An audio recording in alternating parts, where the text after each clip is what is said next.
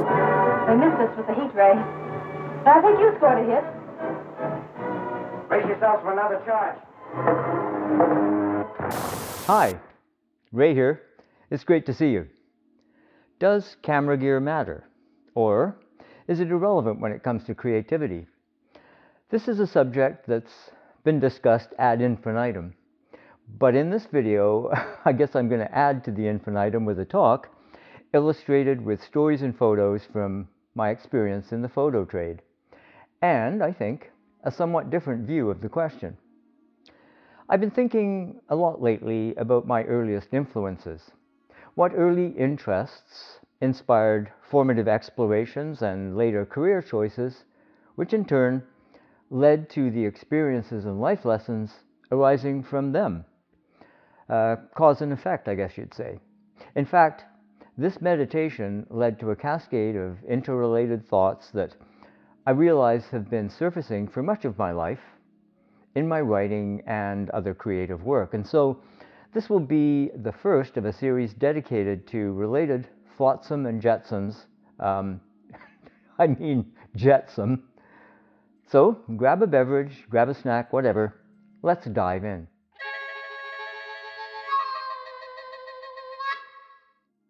I'm old enough to remember the first television that came into our house in England, bringing with it flickering monochrome mysteries, led, it seems, by fantasies of space travel and tales from the Twilight Zone. I ended up building a cardboard spaceship in the coal shed, and later a cedar shed, stamped Made in Canada, became my laboratory, filled with chemistry sets and bike parts. Dad helped me build a plywood partition fitted with a war surplus periscope, and I demanded, in order to access the space laboratory, that my friends provide a secret password, their names spelled backwards. As a dyslexic, I was very good at mirror writing. The most hilarious password came from my buddy Stephen Stanton, better known from then on as Neppets Not Nats. I also have an indelible memory of crying in that hideout at the death of a beloved puppy run over on the street outside, who I'd named Flash after my sci-fi hero. For perspective, you should know that I grew up in a culture where cycle racing was second only to football, soccer in this part of the world. Friday nights were reserved for the velodrome, and older guys like hometown hero Mick Stallard, who was then European cyclo-cross champion, mentored us preteen aspirants. Because my bicycle obsession parallels my fascination with photography, I can go back more than 5 decades to examine the effect that camera technology has had on my experiences of all those interests and activities. Everything from bicycle commuting to racing, touring, and marathon cycling, and my photography habit that has ranged from hobbyist, enthusiast, studio slave, and location shooter. I've photographed a lot of toasters, microwaves, and lingerie in my time, but there's probably no subject I've shot more over the last 5 decades than bicycles and bicyclists. I can draw from an archive of cycling photographs right back to the Kodak Brownie I received for my 7th birthday. It was my love of cycling that inspired me to point my cameras, regardless of their limitations or improvements, at bikes and riders. I have cycling-related images from the 80s made with my manual Nikon FM, my Nikon F90X, and my first digital camera, the Fuji S2. Its tracking was terrible, but I made thousands of racing and randonneuring photos with it by learning to work around its limitations. I photographed cyclists with the Nikon D7000, D600, D800, all improvements, but nothing like the wonders of, say, the D850 and these mirrorless cameras that are pushing into the forefront of development. If anything, it's this pursuit that would tempt me to buy a Nikon Z9. When you think about it, and I do, bicycles are robots, arising out of the 19th century interest in cybernetics. Are cameras cybernetic systems controllers for human vision? Like the evolution of bike technology, the advancement of camera technology has had an enormous effect on how it's practiced and the results that are obtainable. I've witnessed the advancement of both camera and bicycle technology over these decades, and incidentally I worked in the retail side of the bike business early on. As an example, the development of indexed shifting paralleled the development of autofocusing cameras. We might ask if those advancements have improved the experience and accomplishments in both areas, from strictly manual cameras and film to digital, the algorithmic developments that analyze everything from exposure to focus, subject tracking, and now face and eye detection, and advancements in bicycle tech, from steel to titanium to carbon fiber frames, as well as wheels and components now, from 10 to 24 speed, manual to electronic shifting. The changes have been extraordinary and rapid. The overall weight of racing bikes has gone from around 10 kilos, 22 pounds in the 30s and 40s, to the 6.8 kilo or 15 pound set by the Union Cycliste International UCI for competition, though lighter bikes are available. There have always been what are referred to variously as gear freaks, techno dweebs, that's my favorite. That goes for just about any sport or hobby that relies on technical invention and intervention. We see fat cyclists with $10,000 Colnagos, photographers who buy the latest camera gear to post box photos shot with their cell phones on Facebook, and so on. But for those, whether amateurs or pro, who actively use their gear to explore their vision, who are we to criticize their acquisitions? Really, whose business is it if a hobbyist buys a Sony A1 or the upcoming Nikon Z9? Certainly Nikon and Sony are happy to take their money. I can't help but feel from the most strident proponents of the "it's not about the camera" argument a little bit of snobbery, not just a bit of haughty contempt for those of us laboring in the trenches of gear reviews and tutorials. I stress the importance of photographic history and study of the masters. I have on my video ideas list the intention to make more history of photography content, a subject I sort of previewed in my recent anti-troll video. But that still won't get you far if you don't develop your technical skills as well as your own eye. Fact is that the likes of Ansel Adams and a host of other masters didn't shy away from teaching the masses how to attend to the humdrum of image making. A couple of years ago, influenced by this trope, someone on Facebook exclaimed that American photographer George Tice had made his masterpiece on an old, or I should say his masterpieces, on an old view camera. I understand the point they were trying to make, but I'm guessing there wasn't a great deal of historical breadth to the viewpoints, so it didn't occur to them that Tice's camera was the best of the day and would still cost as much as a top flight camera today if you were to pick one up on eBay. While Ansel Adams famously remarked that it was the few inches behind the camera that mattered, we know that his camera bag or box was comprised of some pretty expensive and sophisticated technology for the day. So the question I'm getting at, in a roundabout way, are cyclists or photographers better for new gear? Are cyclists today riding their 15-pound unobtainium bikes tougher than they were in the 1800s when the original Grand Tours like Paris-Brest-Paris and its commercial rival, the Tour de France, were run as one long stage of 1,000 kilometers or more with no support allowed along the way? To illustrate how strict those rules were, there's the story of Eugene Christophe, who ran afoul of them in 1913 in the Tour de France. I'll let Christophe tell the story. I plunged full speed towards the valley. According to Henri Desgrange's calculation, and Desgrange was the tour's organizer, I was then heading the general classification with a lead of 18 minutes, so I was going full speed. All of a sudden, about 10 kilometers from Sainte-Marie-de-Campagne, down in the valley, I felt something is wrong with my handlebars. I can't steer my bike anymore. I pull on my brakes and I stop to see my forks are broken. Well, I tell you now that my forks were broken, but I wouldn't say it at the time because it was bad publicity for my sponsor. So sponsored gear reviewers have a precedent in Eugene Christophe. And there I was, left alone on the road. All the riders I had dropped during the climb soon caught me up. I was weeping with anger. I remember I heard my friend Petit Breton shouting as he saw me. "Ah, Cree, poor old lad." I was getting angry. As I walked down, I was looking for a shortcut. I thought maybe one of those pack trails would lead me straight to Sainte-Marie-de-Campagne. But I was weeping so badly I couldn't see anything. With my bike on my shoulder, I walked for more than 10 kilometers.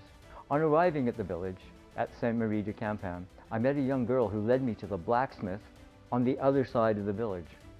His name was Monsieur Lecomte. It took Christophe another 2 hours to reach the forge. Lecomte offered to weld the broken forks back together, but of course the rules forbade it, so Christophe had to quickly learn the blacksmith's skills. It took 3 hours for him to weld the forks back together, but he was still penalized 10 minutes, later reduced to 3, because he'd allowed a 7-year-old boy, Corny, to pump the bellows for him. Fueled by a pocket full of bread, Christophe climbed 2 more mountain passes, finishing the tour in 7th place. The oldest cycling event, Paris-Brest-Paris, which I rode in 2007, is still run under similar self-reliance rules. Participants must accept no assistance for repairs and maintenance outside of control points. I'm not sure, since the advent of smartphones, if riders can ask for advice on Facebook along the way. Certainly the days of handlebar-mounted route sheets have been supplanted by GPS, which is one of the biggest revolutions in this obscure sport of randonneuring, eliminating the need for map reading skills and mental arithmetic calculations while sleep deprived, which is all good until your GPS fails. I was a holdout on digital photography. I preferred cameras that relied on electronic functions as little as possible, like the Nikon FM. And when I was a route coordinator for BC Randonneurs, I offered no support for those people who demanded GPX route files for their Garmins. Lazy sods. That said, I embrace many, if not all, technological developments in both areas. I could see electronic shifting as relief for my arthritic hands, just as autofocus aids my aging eyesight. But I'm glad I cut my teeth, photographically speaking, in an age more reliant on understanding what gears and knobs are actually turning, if you follow my meaning, and to extend that metaphor, what integral functions the gears actually adjust or engage. And if I'm honest, I never really knew exactly what the chemistry of film photography was doing at the molecular level, though I knew the effects of pyrodevelopers and metal, hydroquinone, selenium sulfide, copper, and gold toners, in terms of how they affected the density and tonal range of my negatives and prints. This experience can be transferred to digital photography in the same way. Knowing its technical parameters helps us to anticipate the finished image. I mean, it's the pursuit of imagination that should drive the desire to become proficient with technology and to embrace advancements that help us realize our visions. In this sense, simple how-tos are as useful to image making as philosophizing or lionizing the iconographers of history. And I want to stress again that examining the history of photography, right down to attending many exhibitions, has been critical to my development as a photographer. I've also been horrified by the rejection over the last several decades of basic skills. Art schools have been turning out lazy, even incompetent practitioners in all the arts, people with huge egos and no practical talent other than preening for the atelier. From my position on the outside, it looks like theory and the business of schmoozing, now it's called social media marketing, have supplanted, let's say, draftsmanship. Thank goodness for those more interested in following their dreams rather than gallery trends. I've listened and looked to people like Irving Penn, Richard Avedon, David Bailey, Brian Duffy, who didn't pursue fame but developed excellence and artistry out of, as Avedon put it, taking care of surfaces, and fame followed. Now, to anticipate the argument, I'm not arguing for the ascension of pure but soulless technique. That would be utilitarianism. But as the Cubists and Surrealists showed, a bit of anarchism, or at least audacity, arising from a solid foundation is the best ground from which to launch into the unknown. And I'll explore that more in more depth in the next episode. When I taught photography, the curriculum of my classes began with a thorough grounding and I hope some inspiration from the history of photography and its superstars from Nicephore Niepce to Sally Mann, Dwayne Michaels, Bill Brandt, and so on. And then we got down to brass tacks. One series of classes was sponsored by Ilford.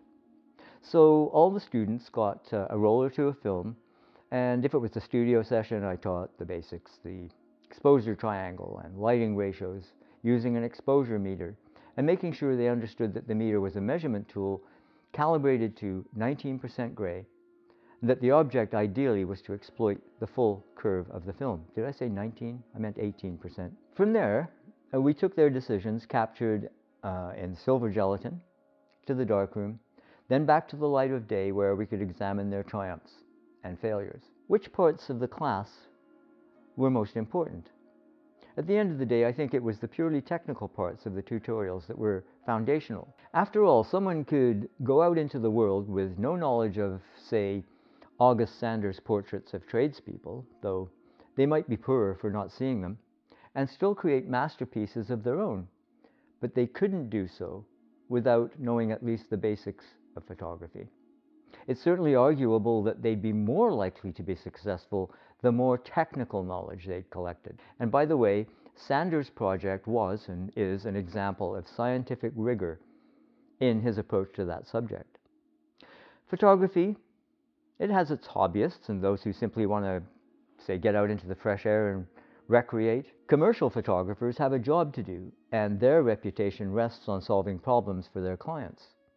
The art photographers, I guess, hope to impart some kind of message through their work, which hobbyists sometimes do, if only inadvertently by just pointing their cameras at things that interest them. I'm thinking Jacques-Henri Lartigue. And cycling has a wide variety of adherents, from the secretary on her way to work, to the world tour, loaded down with panniers full of camping gear, to the professional racer pulling in millions, sponsored by banks and agricultural firms, to the artistes of cycling holding on to the asceticism of old world competition, suffering for their art, the randonneurs.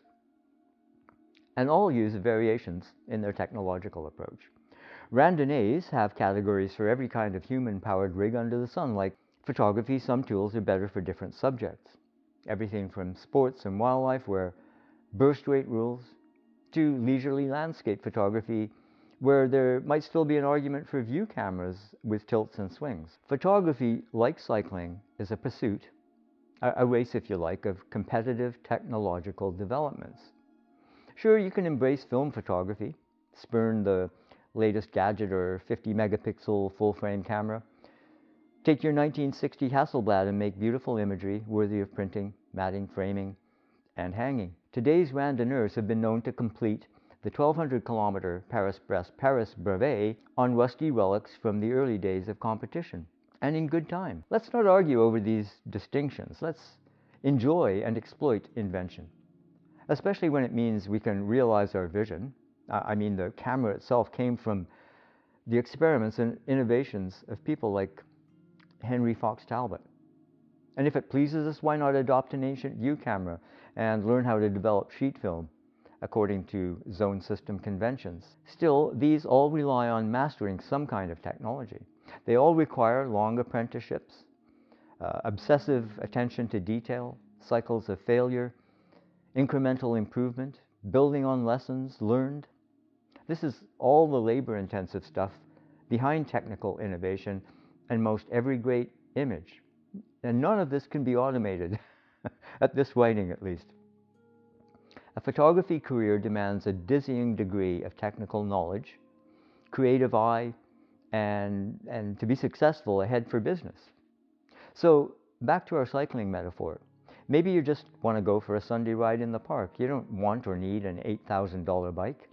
A utilitarian hybrid is good enough. But I wouldn't blame you if you wanted to spend a few thousand on a retro randonneuse patterned after a 1930s French tourer, complete with hand-stitched Gilles Berthaud bags.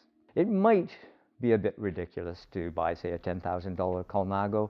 It wouldn't be the right tool for the job, and you'd look like a tool riding it. In the end, though, technology is inseparable from photography and cycling.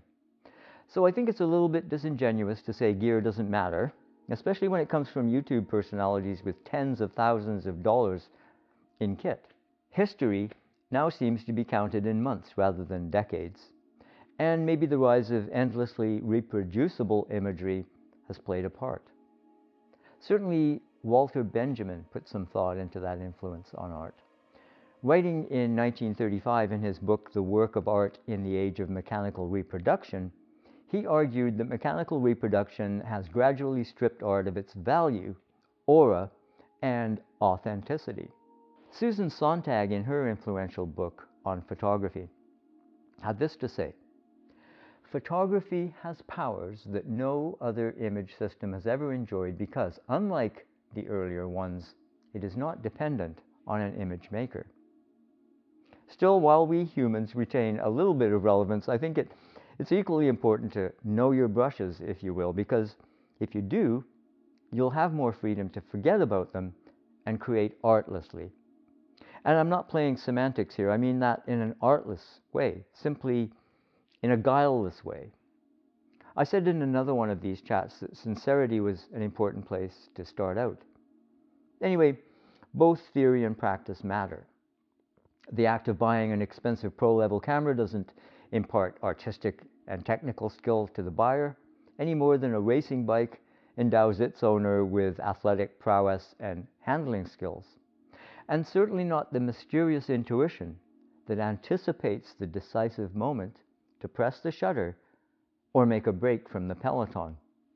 There's still no shortcut, YouTube notwithstanding. Applied theory, I think, is the key. And there's another thing that might be shared amongst all kinds of skill development. I think it has something to do with adaptation, evolution. And maybe invention is born not just from necessity. Maybe curiosity plays a part. But we'll leave that, though, for part 2 of this flight of fancy. In the meantime, take care of yourselves. Cheers, and we'll see you later. This is the end.